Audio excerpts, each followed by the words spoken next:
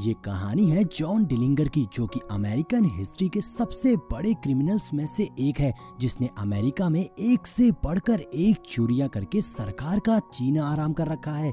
लेकिन कभी भी सरकार उसे पकड़ नहीं पाती, क्योंकि जॉन डिलिंगर बहुत ही ज्यादा शातिर है। मूवी की शुरुआत में हम जॉन को देखते हैं, जिसे एक पुलिस वाला इंडियाना जेल के अंदर ले जा रहा था। दरअसल जॉन खुद उस जेल के अंदर जा रहा था अपने साथियों को जेल से निकालने के लिए। जेल के अंदर हम जॉन के साथियों को देखते हैं जिनके पास गन्स थी, जो जॉन को देखते ही गार्ड को गन पॉइंट कर लेते हैं। दरअसल जो पुलिस वाला इनको जेल के अंदर लाया था वो इन सब से मिला हुआ था और उसी ने इन्हें गन्स दी थी। अब ये सब कैदी गार्ड्स को पीटने लगते हैं और उन्हें गन पॉइंट पर लेकर बाहर के गार्ड से गेट खोलने को कहते हैं। तभी जॉन का एक साथी गुस्से में एक गार्ड को गोली मार देता है, जिससे बाहर के गार्ड्स को पता चल जाता है और अब ये सब बाहर गाड़ी में बैठने लगते हैं। लेकिन तभी गार्ड्स जॉन के एक साथी को गोली मार देते हैं, लेकिन जॉन अपने साथी का हाथ पकड़ लेता है, पर उसका साथी कहता है जॉन मेरा टाइम पूरा हो गया है, जाओ। ये बोलकर वो खुद जॉन का हाथ छुड़ा देता है। इधर जॉन के जिस साथी ने सबसे पहली गोली चलाई थी, जॉन उसे कार से नीचे फेंक देता है, जिसके बाद ये सब शिकागो ईस्ट में जाते हैं, जहां एक करप्ट पुलिस वाला इनकी मदद करता है और उन्हें एक दूसरी सेफ जगह भेज देता है। जॉन इतना बड़ा रॉबर था कि हर गैंग उसकी मदद करना चाहती थी, ताकि बाद में जॉन उसकी हेल्प करे। लेकिन जॉन किसी से हेल्प नहीं लेता और एक लेडी के पास जाकर उससे पैसे देकर उससे गन्स और कार खरीद लेता है। और फिर अगले दिन ये सब शिकागो के सबसे बड़े बैंक में चोरी करने पहुंच जाते हैं, जहां ये सबको गन पॉइंट पर लेकर डराने लगते हैं। वहीं जॉन बैंक मैनेजर को अंदर लॉकर में ले जाकर उससे बैग में पैसे भरने को कहता है, लेकिन बैंक मैनेजर को ईमानदारी का कीड़ा काट रहा था, इसलिए वो पैसे देने से मना कर देता है। जिस पर जॉन उसे धमकाते हुए कहता है बेशक तुम्हें ये बहादुरी दिखाने के लिए बहादुरी का मेडल जरूर मिलेगा, लेकिन मेरी बात मानो, तुम उसे लेने के लिए जिंदा नहीं बचोगे। इस बात पर डरकर बैंक मैनेजर बैग में पैसे डालना शुरू कर देता है। इधर बैंक के बाहर जॉन का एक साथी हर तरफ नजर रख रहा था, तभी वो देखता है कि वहाँ पुलिस आ गई थी, इसलिए वो पैर को टैप करके अपने साथियों को इशारा करता है कि पुलिस यहाँ पहुँच गई है, इसलिए ये सब वहाँ से निकलने लगते हैं। एक पुलिस वाला जॉन के साथी के पास आ जाता है, मगर जॉन का साथी उस पुलिस वाले से गन छीन कर उसे गन पॉइंट पर ले लेता है। इधर जॉन अकेला बाहर नहीं आता, बल्कि बैंक मैनेजर और एक लड़की को गन पॉइंट पर लेकर बाहर आता है। ये सब पुलिस वालों पर फायर करने लगते हैं, लेकिन पुलिस वाले फायर नहीं करते, क्योंकि रॉबर्स के पास 2 सिविलियंस थे। अब ये सब वहाँ से भागने लगते हैं। पुलिस इनका पीछा करती है, लेकिन ये सारे 9-2-11 हो जाते हैं। अगले सीन में ये सब जंगल में पहुंच जाते हैं, जहां ये उस लड़की और बैंक मैनेजर को पेड़ से बांधकर भाग जाते हैं। दूसरी ओर वॉशिंगटन में हम एडगर नाम के एक आदमी को देखते हैं, जो सरकार से अपने ऑर्गेनाइजेशन के लिए फंड मांगने आया था। दरअसल एडगर की ऑर्गेनाइजेशन FBI है, लेकिन इस वक्त 1933 में FBI इतनी बड़ी ऑर्गेनाइजेशन नहीं थी। ये क्रिमिनल्स को तो पकड़ती है, लेकिन एडगर अपनी ऑर्गेनाइजेशन को नेशनल बनाना चाहता था। लेकिन सीनियर ऑफिसर एडगर से पूछते हैं कि तुमने आज तक कितने क्रिमिनल्स को पकड़ा है, जिस पर एडगर के पास कोई जवाब नहीं था, इसलिए उसे कोई फंड नहीं मिलता। जिसके बाद एडगर मेल्विन को बुलाने को कहता है। एडगर कहता है हम अब वो करके दिखाएंगे जो आज तक किसी ने नहीं किया, हम जॉन डिलिंगर को पकड़ेंगे। अब मेल्विन मीडिया के सामने आके ऐलान करता है कि वो जॉन डिलिंगर को पकड़ेगा और अब मेल्विन ही एडगर की टीम को लीड करेगा।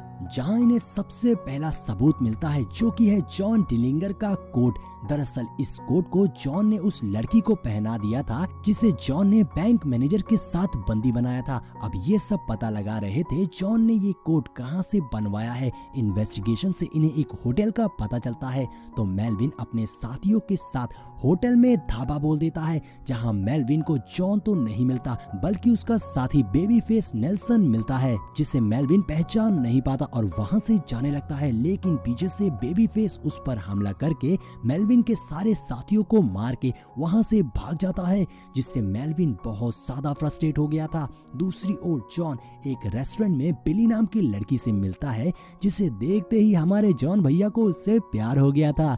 जॉन बिली को अपनी सारी सच्चाई बता देता है कि वो एक चोर है जो बैंकों में चोरी करता है और सरकार का सबसे बड़ा दुश्मन है। अब ये जानकर तो बिली भी थोड़ी देर के लिए शॉक हो जाती है, लेकिन जॉन बिली को एहसास दिलाता है कि वो बिली से बहुत ज्यादा प्यार करता है। जॉन को अब लगने लगा था कि कोई भी उससे रोक नहीं सकता, इसलिए वो एक और बैंक में दाखिल होता है और वो बहुत ही आसानी से उस बैंक को लूट लेता है। अब ये एक और बैंक रॉबरी की खबर सुनकर एडगर को बहुत गुस्सा आ गई थी और वो मेलविन को फोन करके डांटने लगता है कि जॉन डिलिंगर ने एक और चोरी कर ली और तुम क्या झुंझुना बजा रहे हो। जिस पर मेलविन कहता है ये सब तुम्हारे बंदों की गलती से हुआ है, मैं इन नौसिखियों के साथ काम नहीं कर सकता, मैं अपने साथ ही खुद चुनूंगा। जिस पर एडगर इनकार कर देता है, लेकिन मेलविन कहता है अगर तुम्हें जॉन चाहिए तो सब मेरे हिसाब से होगा, नहीं तो मैं तुम्हारे साथ काम नहीं करूंगा। जिस पर एडगर मान जाता है क्योंकि उसे अपने ऑर्गेनाइजेशन की रेपुटेशन बनानी थी। अगले दिन मेलविन के मुताबिक उसे बेस्ट ऑफर्स मिल जाते हैं। वहाँ जॉन बिली के साथ हॉर्स रेस देखने आया था, जहाँ वो अपनी अगली चोरी की प्लानिंग कर रहा था। वहीं बिली को इतना ज्यादा खतरा देखकर जॉन की फिक्र हो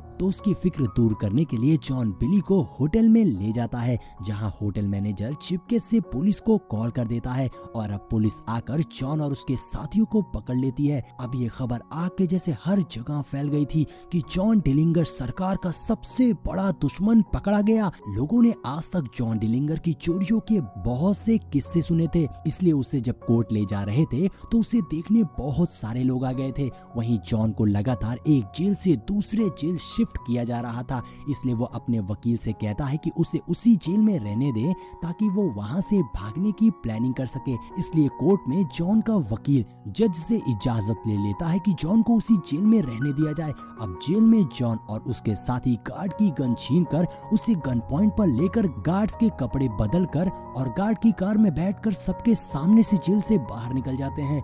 बाहर निकलकर जॉन बिली को फोन लगाकर कहता है मैं तुमसे मिलना चाहता हूँ, लेकिन बिली उसे मिलने से मना कर देती है क्योंकि पुलिस बिली पर नजर रख रही थी। जॉन कहता है मैं बहुत जल्द तुमसे मिलने आऊंगा। वहीं एडगर की ऑर्गेनाइजेशन बिली की कॉल को टैप करके उसकी और जॉन की सारी बातें सुन लेती है और अब वो सब जान गए थे कि जॉन बिली से मिलने जरूर आएगा, इसलिए उन्हें बस बिली पर कड़ी नजर रखनी होगी। एडगर मेलविन को पूरी आजादी देता है कि कुछ भी करो, लेकिन अब जॉन और उसके साथियों को पकड़कर मार डालो क्योंकि अब पानी सर के ऊपर जा चुका है। दूसरी ओर बेखौफ जॉन एक सिनेमा हॉल में अपने साथियों के साथ चोरी की प्लानिंग करता है और अब उसकी टीम में कुछ नए लोग भी शामिल हो गए थे।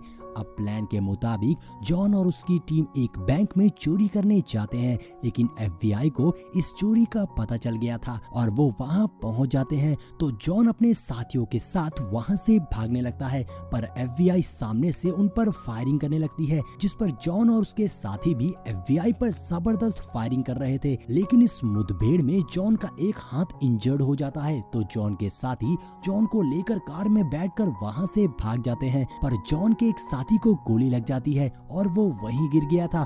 जॉन को लगता है कि उसका साथी मारा गया है, लेकिन असल में वो जिंदा था, जिसे मेलविन ने पकड़ लिया था और वो जॉन के साथी को इतना टॉर्चर करता है कि वो जॉन की लोकेशन बता देता है।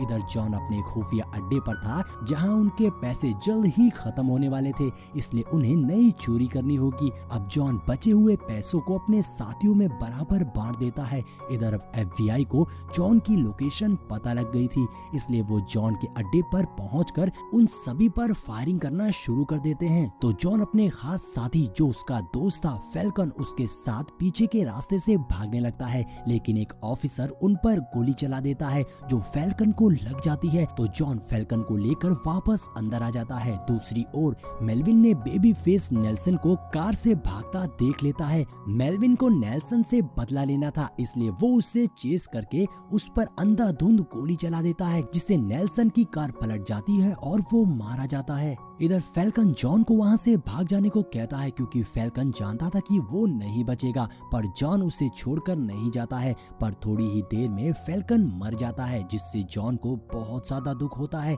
क्योंकि उसके सारे साथी मारे गए थे और अब जॉन का इस दुनिया में बिली के अलावा और कोई नहीं था। इसलिए जॉन बिली से मिलने जाता है। जॉन बिली से कहता है जाओ अपना सामान ले आओ, हम इस शहर को छोड़कर कहीं दूर चले जाएंगे। लेकिन बिली जैसे ही घर में सामान लेने जाती है, FBI वाले उससे उसे पकड़ लेते हैं, लेकिन FBI को ये पता नहीं था कि जॉन बाहर कार में है। लेकिन जॉन FBI को बिली को ले जाता देख लेता है, पर वो कुछ नहीं कर सकता था और वो रोते हुए वहाँ से चला जाता है। वो बहुत दुखी था क्योंकि बिली की हालत जॉन की वजह से हुई थी। इधर बिली को FBI वाले बहुत टॉर्चर करते हैं, लेकिन जब मेलविन को ये पता चलता है तो वो फौरन FBI को रोकता है। मेलविन कहता है, रुक जाओ, तुम लोग एक लड़की को टॉर्चर कर रहे हो। इधर जॉन अपने वकील से मिलने आता है, जहाँ उसका वकील जॉन को बिली का दिया लेटर देता है।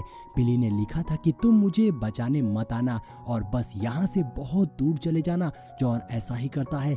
जॉन वहाँ से दूर चला जाता है, लेकिन जब एक दिन जॉन एक मूवी थिएटर से बाहर निकल रहा होता है, तभी मेलविन का एक एजेंट जिसका नाम चार्ल्स था, वो जॉन को गोली मार देता है। लेकिन मरने से पहले जॉन उसके कान में कुछ कहता है जो चार्ल्स किसी को नहीं बताता। अगले दिन चार्ल्स बिली से मिलने जाता है। बिली को पहले से ही पता था कि जॉन अब मर चुका है। यहाँ चार्ल्स बिली को बताता है कि जॉन ने मरने से पहले मुझे तुम्हें कुछ कहने को कहा था। उसने तुम्हें कहा था bye bye black bird. John के आखिरी शब्द सुनकर बिली रोने लगती है। जॉन ने गलत रास्तों को अपनाया था जिसकी उसे सजा मिलनी ही थी, और ऐसे ही सिर्फ 34 साल की उम्र में सरकार की नाक में दम करने वाला गैंगस्टर जॉन डिलिंगर मारा जाता है।